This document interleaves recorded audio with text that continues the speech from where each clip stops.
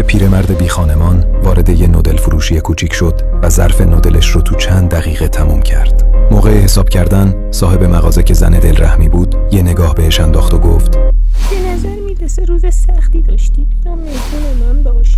پیر فلک زده باشه.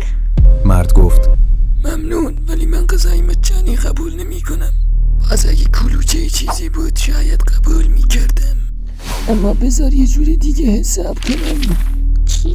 چی؟ پیرمرد منظوره چیه یه جور دیگه؟ 3 تا ایده بهت میدم که میتونه اینجا رو پر از مشتری کنه. وقتی منو نگاه ببین کیا میان به ما درس بیزنسی بدن. برو تو کونه تو جمع کن پیر خیارشوری. پیرمرد شروع کرد. کس بگو و گوش بده. اولین ایده، یه چالش برای خوردن را بنداز و بگو هرکی بخوره برنده است و هرکی بهتر بخوره و لیست بزنه غذاش رایگانه. $50 هم جایزه بذار براشون. از اونجایی که ملت همه لیست شدن مطمئن باش میان میخورن و لیست میزنن و بعد بگو هرکی نتونه بخوره و لیست بزنه باید بیاد مال این پیرمرده که مثل خیارشور پلاسیده است اونو بخوره. اینجوری جفتمون هم سود میکنیم. برد